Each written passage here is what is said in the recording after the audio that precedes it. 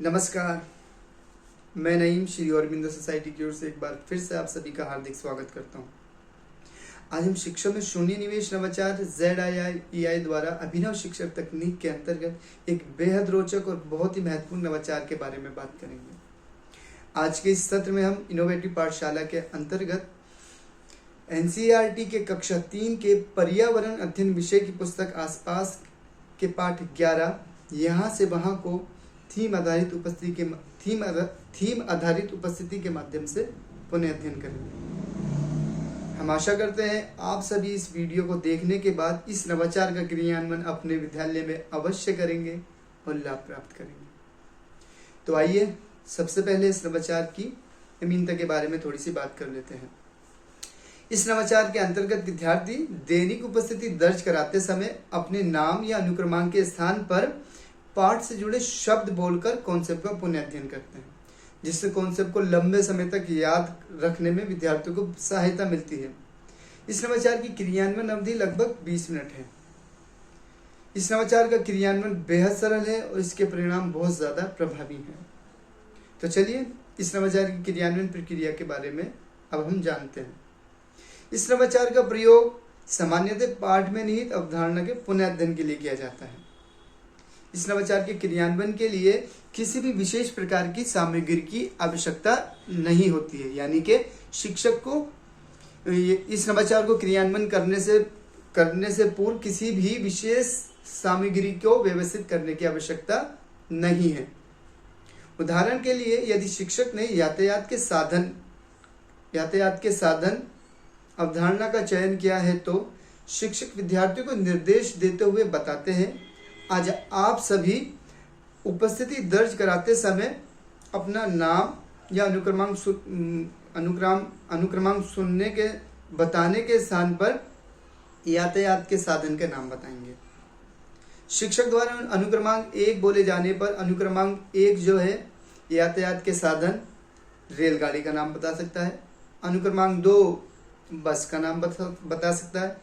इसी प्रकार कक्षा के अन्य विद्यार्थी अपने नाम या अनुक्रमांक के स्थान पर उपस्थिति दर्ज कराते समय यातायात के साधन का नाम बताते हैं, जिससे वह पाठ में निहित अवधारणा का पुनः अध्ययन कर पाते हैं और उसे लंबे समय तक याद रख पाते हैं। इस नवाचार के क्रियान्वयन द्वारा सीखने के प्रतिफल भी प्राप्त किए गए हैं, जो कि बहुत महत्वपूर्ण है। किसी भी नवाचार का क्रियान्वयन का उद्देश्य बच्चों में सीखने के प्रतिफल को प्राप्त करना है। तो आइए जानते हैं बच्चों ने इस थीम आधारित उपस्थिति के माध्यम से कौन से प्रतिफल को प्राप्त किया है। सबसे पहले भाषा की बारीकियों पर ध्यान देते हुए बच्चे अपनी मौखिक भाषा गढ़ते हैं। दूसरा, सुनी अथवा पढ़ी हुई रचनाओं की विषय वस्तुओं, घटनाओं, चित्रों और पात्रों, शीर्षक आदि के बारे में बातचीत करते हैं, प्रश्न पूछते हैं, अपनी स्वतंत्र टिप्पणी देते हैं, अपनी बात के लिए तर्क वितर्क देते हैं। अंत में भाषा की बारीकियों पर ध्यान देते हुए अपनी भाषा करते हैं और अपने लेखन में शामिल करते हैं। इस नवाचार के क्रियान्वयन के दौरान विभिन्न कौशलों को भी जो है प्राप्त किया गया है, जैसे विद्यार्थी पूर्व ज्ञान के आधार पर जानकारी को साझा करते हैं, जिससे विद्यार्थियों में आत्मविश्वास के कौशल का विकास होता है, साथ ही गहन सोच के कौशल का विकास होता है।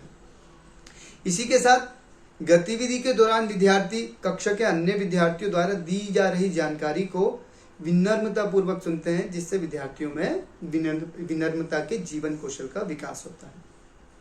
इस नवाचार के उपयोग से विशेष आवश्यकता वाले बच्चों को भी लाभ प्राप्त होता है, जैसे पाठ से शब्दों को चुनना और उस शब्द को अध्याय से जोड़ना स्मरण शक्ति में वृद्धि करता है।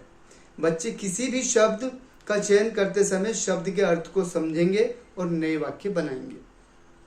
थीम आधारित उपस्थिति नए शब्दों को याद करने का एक बहुत अच्छा तरीका है।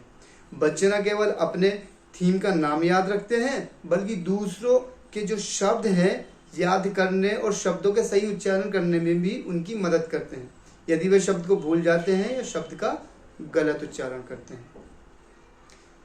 तो थीम आधारित उपस्थिति नवाचार में बस इतना ही। इसी तरह के रोचक नवाचार हम आपके लिए लाते रहेंगे। अन्य नवाचारों और उनकी क्रियान्वयन प्रक्रिया को जानने के लिए हमारे ZII के YouTube चैनल को अवश्य सब्सक्राइब करें। अगर आप ये वीडियो फेसबुक के माध्यम से देख रहे हैं तो ZII के फेसबुक पेज को अवश्य लाइक करें। आप नीचे दिए गए लिंक पर क्लिक करके इनोवेटिव पाठशाला के ऐप को भी डाउनलोड कर सकते हैं। धन्यवाद।